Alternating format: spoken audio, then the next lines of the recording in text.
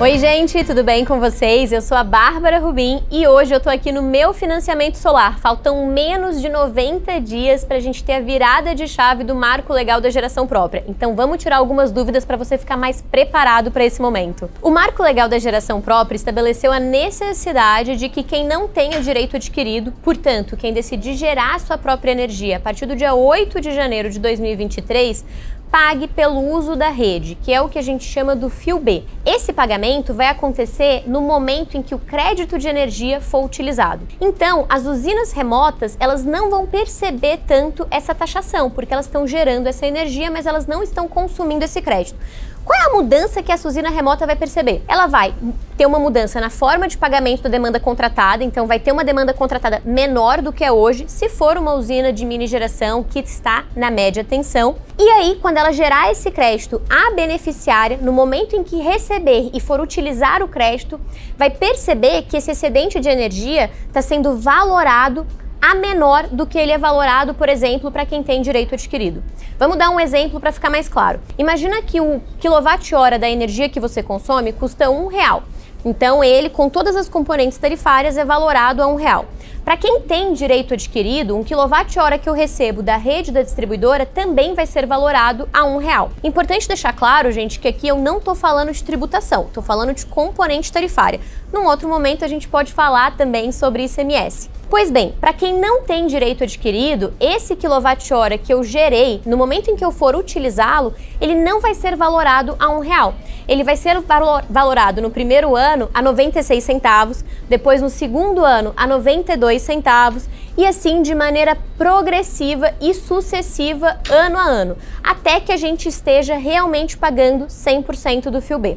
Em 2023, o consumidor que decidir gerar a sua própria energia e não tiver direito adquirido, portanto ele protocolou o parecer de acesso dele ou o pedido de orçamento de conexão, que é o novo nome, a partir do dia 8 de janeiro de 2023, vai receber uma conta de luz que vai ter uma valoração de créditos de energia um pouquinho diferente da valoração que a gente está acostumado a ver hoje. A conta não vai mudar sobre uma perspectiva física, um aspecto físico dessa conta. Qual vai ser a diferença que você vai perceber na hora que você pegar a conta do seu cliente? Ela vai ter um residual maior.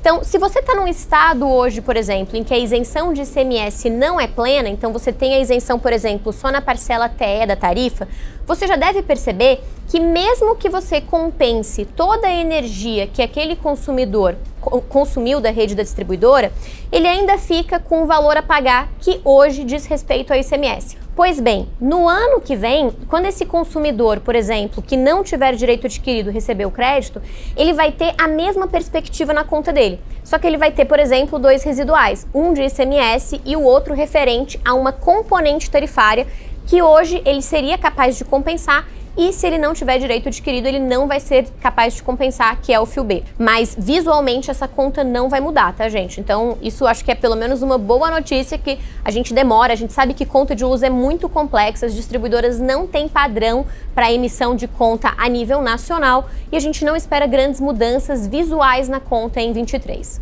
Faltando menos de 90 dias para o fim desse período em que a gente ainda consegue desenvolver projeto tendo o direito adquirido, as maiores dúvidas que a gente tem recebido realmente dizem respeito a o que eu preciso fazer para conseguir ter o meu direito adquirido. Bem, a primeira coisa que você precisa fazer nesse momento é conseguir protocolar o seu pedido de orçamento de conexão até, então, inclusive, o dia 7 de janeiro de 2023. Mas, gente, se programa e se prepara. Não deixa isso para a última hora, porque a chance de ter algum problema no site da distribuidora, no envio, é muito grande. O que a Lei 14.300 traz pra gente é que qualquer consumidor que protocolar, então, esse pedido de acesso até o final do dia 7 de janeiro tem o direito adquirido. Se você já cumpriu essa etapa, o que você precisa se preocupar agora, juntamente com o seu cliente, é em não perder este direito. E aí talvez você tenha ouvido isso e esteja se perguntando, mas Bárbara, quais são as hipóteses em que eu posso perder esse direito adquirido? Gente, a Lei 14.300 trouxe 3 hipóteses em que a gente pode perder esse direito adquirido. A primeira hipótese é se você encerrar a unidade consumidora na qual o sistema está instalado ou para a qual você pediu esse orçamento de conexão.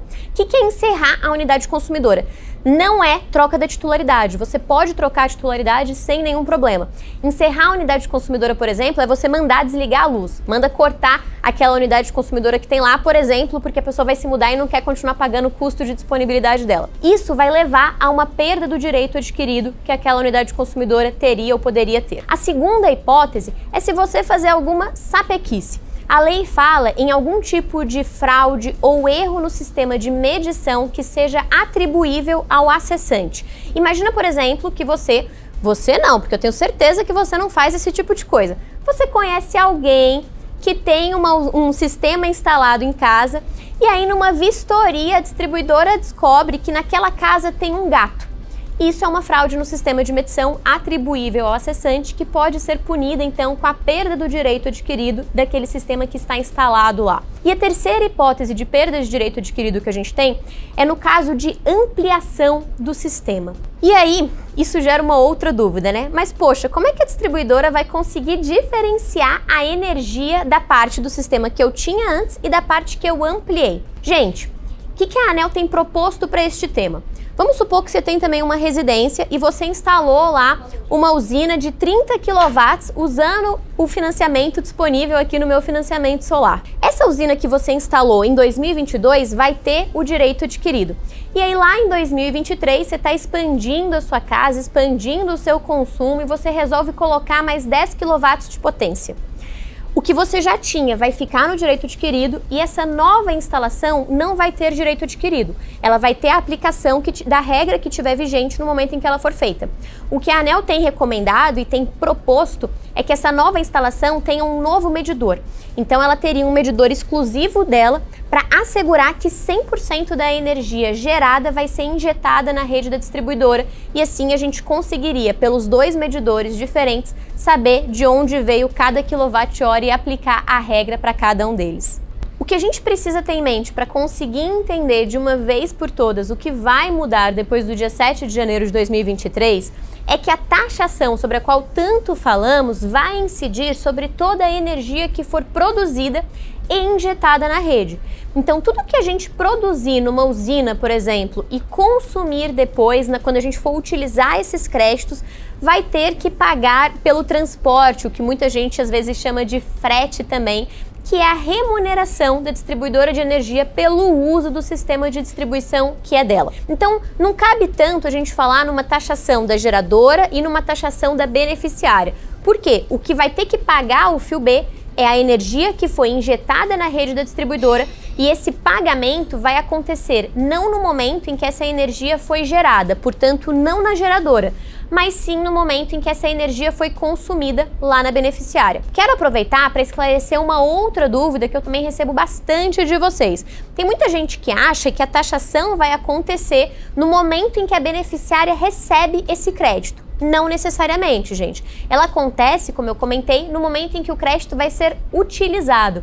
Então vamos supor que num determinado mês eu tenho uma geradora que gerou 2.000 kWh de excedente e esses excedentes foram enviados para minha unidade consumidora, por exemplo, o prédio em que eu trabalho, né, lá no meu condomínio. Esses 2.000 kWh de excedentes que foram enviados para o condomínio, não é necessariamente no momento em que o condomínio recebeu esses créditos que eu vou pagar o percentual do fio B que for devido, mas sim no momento em que eles forem utilizados. Então, se naquele mês o condomínio só utilizou 1.000 kWh na sua conta, eu vou pagar o fio B nos 1.000 kWh. Os outros 1.000 que eu não utilizei vão ser acumulados. E aí, se no mês seguinte eu for usar esses 1.000 acumulados, aí sim eu vou pagar o fio B sobre eles, tá, gente? Então isso é muito importante você ter em mente, porque quando você estiver fazendo, por exemplo, análise de viabilidade econômica para calcular o payback, o tempo de retorno do investimento que o seu cliente vai fazer, pensando nessa lógica de pagamento do fio B, fica mais fácil para você também lançar isso na sua análise, no seu modelo financeiro. Essa com certeza é a pergunta de $1 milhão. Gente, de maneira literal, o sol não vai ser taxado. A mudança que a Lei 14.300, o Marco Legal da Geração Própria, trouxe não representa uma taxação ao sol. A gente não está falando, por exemplo, do pagamento de royalties para a energia solar e nem mesmo da instituição de um novo tributo para quem gera a própria energia, que essa é outra dúvida que eu recebo bastante. Mas sim, quem gera a própria energia e não tiver direito adquirido, portanto só tomar essa decisão a partir do dia 8 de janeiro de 2023, vai passar a remunerar o transporte dessa energia. Então imagina que você compra uma mercadoria e se você comprar essa mercadoria até o dia 7 de janeiro, você tem frete grátis.